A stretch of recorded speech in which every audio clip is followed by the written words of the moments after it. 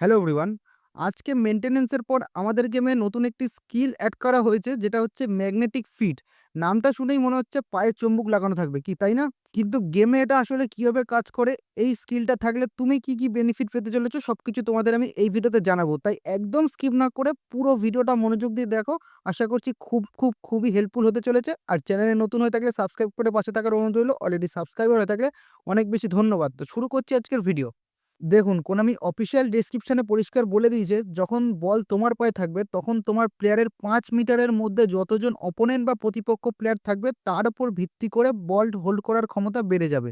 আর এটা সর্বোচ্চ ৪ জন অপোনেন্ট পর্যন্ত কাজ করবে। সহজ বাংলা ভাষায় এর মানে হলো এটা একটা অ্যান্টি পেসার স্কিল। সাধারণ সময় আমরা দেখি যখন ২-৩ জন ডিফেন্ডার ঘিরে ধরে তখন বল লুজ হয়ে যায় বা প্লেয়ার ব্যালেন্স হারিয়ে ফেলে। কিন্তু এই স্কিল থাকলে তোমার চারপাশে যত বেশি ডিফেন্ডার থাকবে, মানে সর্বোচ্চ ৪ জন থাকলে তোমার প্লেয়ারের বল পায়ে রাখার ক্ষমতা বা স্ট্যাটস সবকিছুই কিন্তু বেড়ে যাবে। মানে ভিড়ের মধ্যে বলটা পায়ে আঠার মতো লেগে থাকবে, ঠিক যেন ম্যাগনেট। এই স্কিলটা তাদের জন্য বেস্ট যারা মিডফিল্ডে প্রচুর প্রেসারের মুখে খেলে, যেমন বেলিংহাম, পেদ্রি, এজে। অপোনেন্ট যখন ডবল প্রেসার করতে আসবে এই স্কিলটা তখন অ্যাক্টিভ হবে এবং বল সহজে ছিনিয়ে নেওয়া যাবে না। তো তোমরা কি এই নতুন শো টাইম প্যাকটা ওপেন করছো? এই স্কিলটার গেম প্লেতে কতটা প্রভাব ফেলবে তোমাদের মনে হয় অবশ্যই কিন্তু কমেন্ট করে জানিও।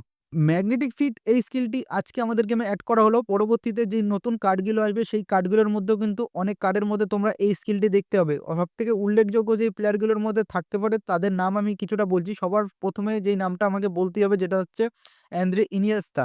পেদ্রি আর ইনিয়েস্তার প্লে স্টাইল প্রায় 7। আমি তো এখন পেদ্রির খেলা দেখলে ইনিয়েস্তাকে দেখতে পাই। সিরিয়াসলি দারুণ বল কন্ট্রোল, দারুণ আ টাইট পজিশনিং, পজিশন গেম খেলতে ভালোবাসে, দারুণ বল কন্ট্রোল তো তোমাদের জানালাম।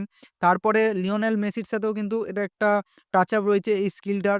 রোনালদিনো, নেইমার আর নতুন প্লেয়ারদের মধ্যে জামাল মুসিয়ালা, বার্নার্ডো সিলভা এই সমস্ত প্লেয়ারদের কার্ডের মধ্যেও কিন্তু এই স্কিলটা থাকতে পারে। কারণ এদের রিয়াল লাইফে যেই প্লে স্টাইলে তারা খেলে তাদের সাথে কিন্তু এই স্কিলটা খুবই টাচেবল। ওর জন্যই আমি এইসব প্লেয়ারদের নাম নিলাম।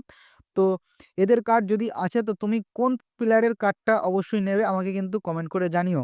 আর এই বক্সে যারা স্পিন করতে চাও আমার দ্বারা অবশ্যই কিন্তু আমাকে Instagram কিংবা Facebook এ ডিএম করতে পারো। তো এই ছিল আজকের ভিডিও। ভিডিওটা ভালো লাগলে অবশ্যই লাইক করে দিও। চ্যানেলটা সাবস্ক্রাইব করে রাখতে ভুলো না। তো দেখা হচ্ছে পরের ভিডিওতে।